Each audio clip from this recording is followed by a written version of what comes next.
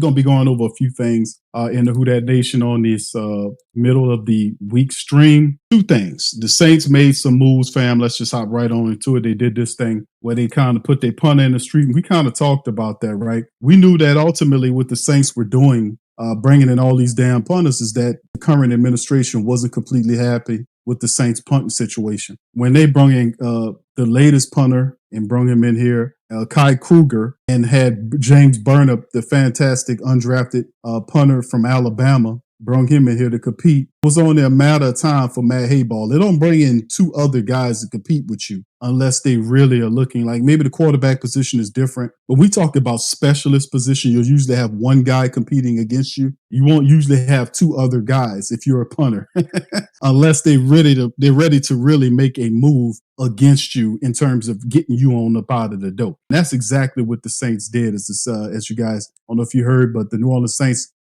special teams will have a new look. I mean, it's a training camp. Saints announced today that they've waived punter Matthew Hayball, who started all of 2024 and was still listed as the team starter on the depth chart released on Tuesday. And a corresponding move, of course, because, the spots are filled, the Saints are re-adding fourth string quarterback Hunter Dekkers to the roster. That's right. So we get rid of a punter and bring on an extra quarterback who was here already, right? So Hayball was in a three-way competition to return as the New Orleans Saints punter with James Burnip and Kai Kruger, undrafted rookies from Alabama and South Carolina, respectively. The Saints signed Kruger to join the competition last week, cutting Dekkers to make room for him. Now they're cutting Hayball to make room for Dekkers and bringing him back. So Hayball averaged 44 yards per punt last year, which ranked 30th in the NFL out of 34 qualified punters.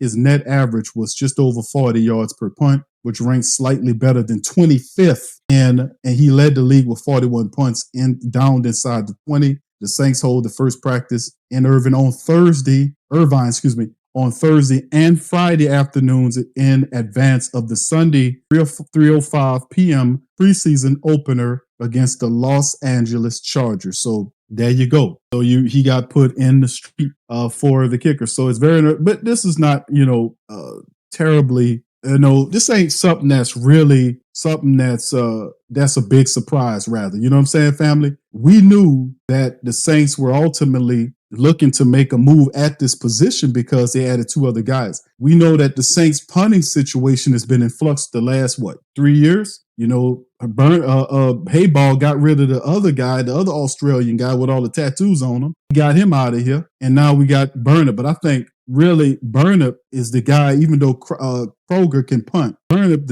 is the really interesting prospect. And he kind of takes the lead now, Hayball out of town. So it's going to be interesting. Like I said, the specialist unit, now because there's a lot of flux going on with offense. You got Kellen Moore coming in, changing up the offense, adding people here or there that we're looking at. It's a lot of moving parts. You know what I'm saying, family? A lot of moving parts going on right now with the Saints. The defense is moving from a 43 to a 34 defense. So, a lot of moving parts there. And then sometimes the special teams kind of gets lost in the discussion, right? Because we knew that ultimately something was going to happen there. We know Rizzi's going to follow Sean Payton to Denver, and Phil Galliano, who was his assistant last year, took over the unit. And Phil Galliano is a good special teams guy. So he's kind of knowing that, hey, we got to improve here at this punting situation. Blake Grupe hasn't elevated his game. He's kicking phenomenally. But there are other aspects involved. Like the Saints do a pretty decent job of fielding punts, right? Pitting guys back and all this kind of stuff.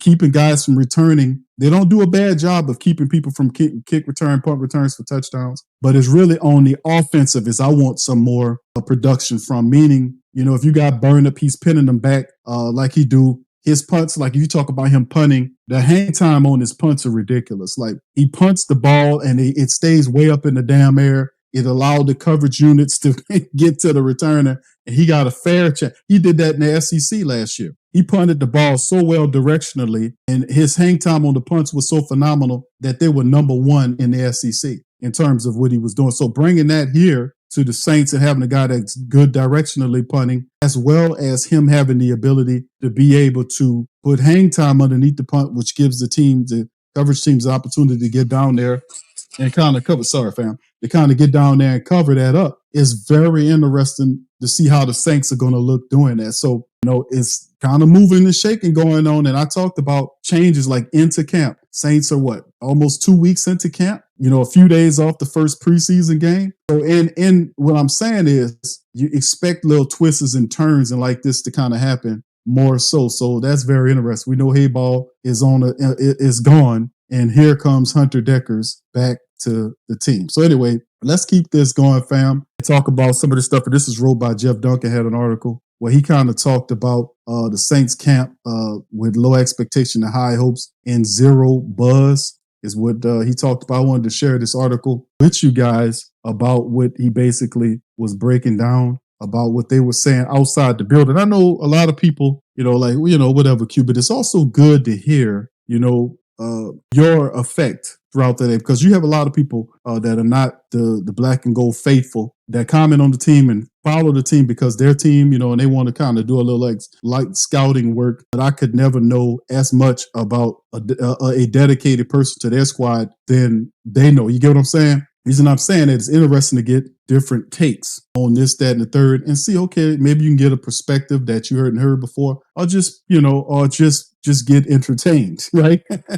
So, let's kind of delve into this thing, right? Let's kind of look into this article right here. Y'all hit the like button for me in the stream. If y'all feeling good, man, about the black and gold season, hit the like button, hit the like button, hit the like button, and then hit the like button some more. All right, and the share button. All right, so let's get going, man. This is a shout out to Jeff Duncan. He put this out, said, Kellen Moore era officially kicked off on Wednesday as the Saints open training camp at the team's facility in Metairie. And this was one he kind of dropped. Always a day of optimism. Day one was typically light and all this kind of stuff. And then this is what he kind of talked about as we went forward. But maybe some of the fans, he was saying, I say family members, were trying to familiarize themselves with all new faces or simply were content enjoying the cloudy skies and unseasonably temperature weather conditions. The Who Dat chats were infrequent and less enthusiastic than usual. The costumes and handmade signs were left at home. We all know that the Who Dat Nation takes a backseat to no family base when it comes down to passion and support. So is reticence speaks volumes about the current state of the Saints. After years of declining results and unrealized potential, family members appear to be taking a show me approach to the upcoming campaign. Show me approach. And this is something that we talked about, and this is nothing new because y'all know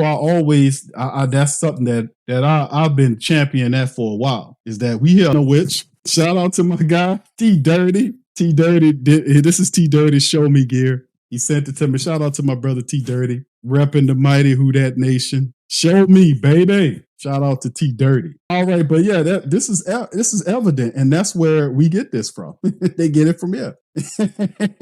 You can save the spin for somebody else because you can't spin somebody that know the truth. You can play around with somebody that don't, but you can't spin the truth, baby. So at times Wednesday, the practice was so quiet you could hear the communication of the walkie-talkies and security personnel on the sidelines, right? This is what he's writing in this article. A muted environment was partly by design. Week one is an installment phase of camp. More clearly wanted players and coaches to focus on the task at hand. So the traditional in-practice soundtrack from the sideline sound system was turned off. So I can't recall the more subdued atmosphere for the opening day this is what he said about opening day. So Elvin said, right now we're just building. This is just a quick quote. But anyway, pundits have picked the Saints to finish last in the NFC South. This is what some of the outside observers are saying, and to miss the playoffs for a fifth consecutive season. ESPN analysts ranked the roster as the least talented in the league. Vegas odd makers have set their over-under win totals at 5.5, tied with the Giants, the Browns, and Titans for the lowest in the league. Now, listen, I know we're not exactly the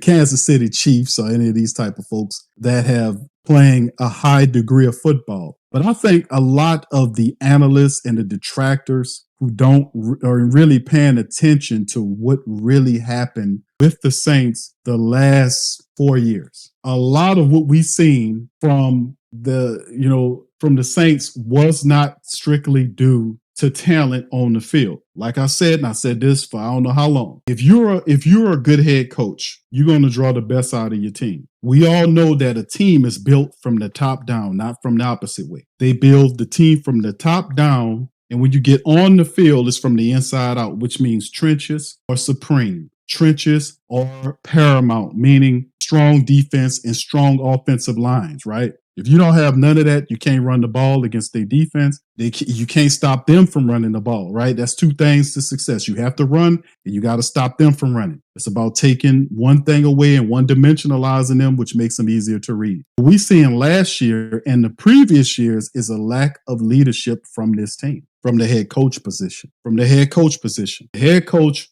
was a floundering boob, a moron idiot that destroyed and fractured his team. That guy is no longer here. Thank the Most High for that. What we do have is a young, interesting, innovative coach who is fun to talk to, who is inviting, who is young. Indeed, he's young, but also to have success. This is a smart coach that has to be able to have a good coaching staff around him that could be able to take his game plan and put it in the minds and hearts of his team and let them then and be about the business of implementation on the field, right? We didn't have that last year. We didn't have the A word, which is accountability, and I'm going to play something by Nugent, Brendan Nugent, who's the new offensive line coach. He done an interview. I don't know if y'all heard it, but I'm going to play it for y'all after we get through this. And it kind of coincides with this message that a lot of people are saying that because they think of the Saints. You put the Saints with the Browns, the Giants, and the Titans. Those people were missing a lot of stuff last year, and even this year, the Giants, this is a team that had terrible situation at the quarterback position. The Browns, with the Browns been stepping in it for the last several years, and the Titans were down. They didn't have good QB play and all this kind of stuff. A lot of stuff was going on, but I don't think the Saints are worse than the Giants, the Browns, or the Titans. 5.5. We won 5 games last year. I'm like, goddamn, how you gonna sit up here and tell me the odds maker say, okay, we 5.5. We won 5 games last year and could have won more if we'd had some leadership, more accountability, some more innovation. People wasn't playing right, kicking them off the field, putting good people on there. Stuff like that a leader would do, a leader guy would do. Didn't have that. So he said it's been a while since the Saints opened the season with such low expectations, decades maybe. Listen, today, put 1 in the chat for all the family members up there. What's up, AP?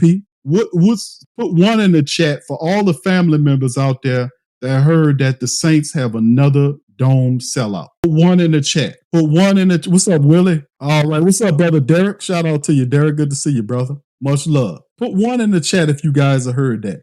Did you know that the Saints have another sellout in the dome this year? Another full season sellout in the dome this year. It make 20 straight years the Saints have a sellout in the dome. Put 1 in the chat if you heard that. They announced it today on their website. If you want me to, I'll tell you what I'll do. I'll pull it up for you. They announced it in their website, and I was like, okay, this is how the Who Dat Nation rewards the Saints. Now, it might be very well that we on our show me stuff, but a lot of people are saying, hey, man, just because this other guy is gone, some people say, hey, man, hell, that's good enough. They just wanted that other fool out of there. Look at this. Here it is right here. This is straight from their website. NewOrleansSaints.com. Saints announced season ticket sellout for 20th consecutive season. 20 years of buying up all the dome. Now, then I say that. What's up, Brian's Flat Power guys? Shout out to you. Yeah, they did that. What's up, Sean? Shout out to you, brother. Another dome sellout for 20 straight years. The family members just want some winning. Now, let's go back here, right? Now, like you said, there's low expectations, maybe decades. Predictably, these dire predictions elicited scoffs and smirks from Saints players and coaches this week. I've never been a fan of the noise, said Elvin Kamara. Cam Jordan echoed the sentiment, saying he doesn't care if people are for or against the team. And listen, fam, that's PR. A lot of these guys, unless these guys go home and crawl up under a giant rock with no electricity. Last time I checked, all of them got goddamn phones in their hands. All of them are worried about public perception about what the Saints are. They all are. You're not oblivious to the support base, how they feel about the team. You didn't, Cam Jordan, you didn't have to throw in there whether they for or against us. And you can say if they're against us, we don't care. But whoever rocking with us, we rocking with us. That is the reason people are for and against you. Some people ain't just throwing hate on you. See, instead of just delving in and dissecting it, because some of the people might have valid points on why the Saints have been failing. But when you're a check collector, you don't want to hear that because your game is going to be exposed about what you're doing. You don't care about that. Just like all I care about is the team performing the way it's supposed to and representing us in the correct way. If you're not doing that, you're gonna hear from us. That's just the bottom line. We're gonna support you, and 20 years of support is enough, right? Because guess who giving you them damn checks? It's Gail get the money from us to give to you, just in case you didn't know that. What's important right now is how we feel about us. The day earlier, Mickey Loomis says, "Hold on now, hold on, goddammit. I don't pay attention to preseason predictions." Saying many, and then he says, and they mention it here, saying many of the team's critiques are, he says, quote, unqualified to make such comments. Remember, we talked about that all the time. Which who made Mickey Loomis the goddamn king of the world? You know, where we get these mysterious qualifications from, Mickey? Who's supposed to be qualified to judge the Saints' actions more so than the people that's supporting them with the money? You're gonna have people outside that went to school, got their degrees and all this, and journalism, all this kind of stuff. Then you tell that person that they can't have a opinion about how you've been stinking for 4 years? Make it please. Make it please. And at the end of the day, man, the bottom line is you deserve all of this. The last 4 years is the face of what the team has been doing, and they have to wash it away. They have to wash it away. Ain't nobody talking like this about people that's winning stuff or being competitive. What about if you look at teams on top right now, people competing, they're not talking nastily about how they look to the point where you got to take a sassy behavior like that. You got to put a little extra sass on there. And I got to be worried about Cam with that sassy comment and him flipping his head back like that with his hair to start the training camp on. I'm kind of worried about Cam a little bit, to be quite honest with you, man.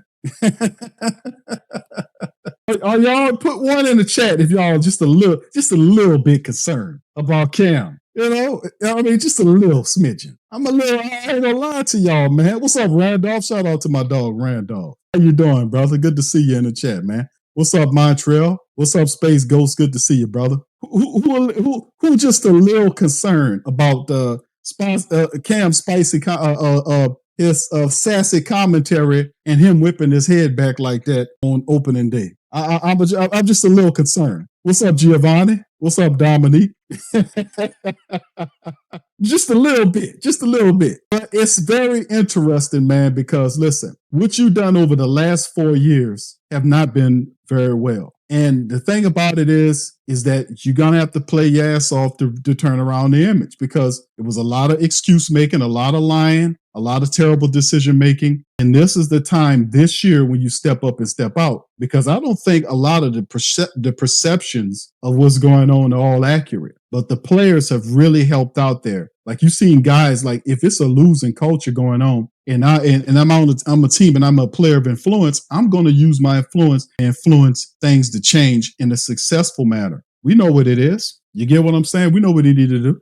Yeah, Mickey saying unqualified. Mickey, please. Perception, though it's often reality, and the perception of the Saints right now is it's worse than it has been in years, and there are tangible signs that go beyond the slings and arrows of pundits and talking heads. The club struggled to attract top free agents this offseason. Many of the ones they did sign had local ties to the region. Keenan Allen, a veteran wide receiver who the Saints had courted heavily this offseason. I don't know if they courted him heavily. I know they were rumored to, because they never, to my recollection, what's up, Cap Manning? They never brought Keenan Allen in for a visit. Y'all put it in the chat. Let me know if y'all heard that, because I know they brought in Gabe Davis. I know they did that. They never brought in Keenan Allen, so I can't say they were really serious about Keenan Allen. Are you serious about somebody you never even tried out? Now, listen, I keeps up to the best of my ability with this, but did anybody else in the chat, in the mighty Who Dat Nation, the great Saint think tank, could y'all tell me,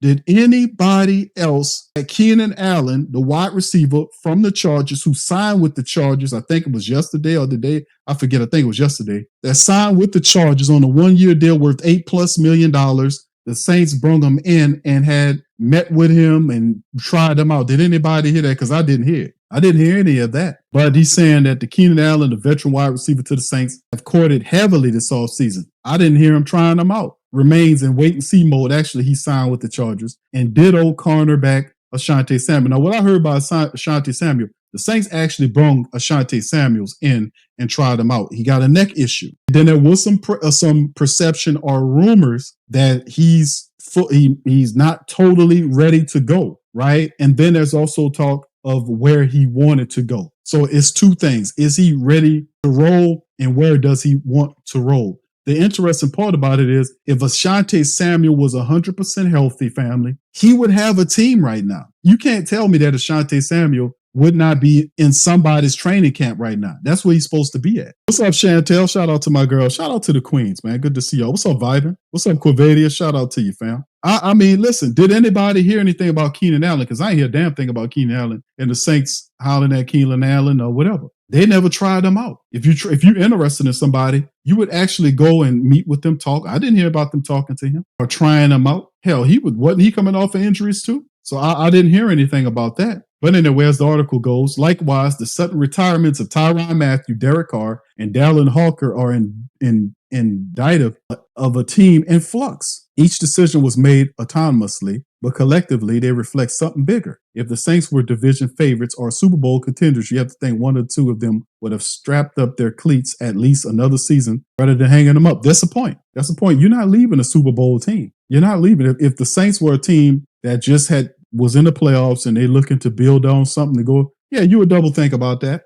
But in this is a blessing that come along with this. Number one, Dallin Hawker was an undeveloped tight end. You know, he was all right. He was on the depth chart, probably the fourth guy or whatever. Even though he showed some prime, whatever. Derek Carr was just not a good signing. I'm gonna just play it on the high side that he was not a good signing for the black and gold. Let's just keep it all the way funky. Just keep it all the way real deal, Holyfield. Derek Carr wasn't to be honest with you, he wasn't a good signing.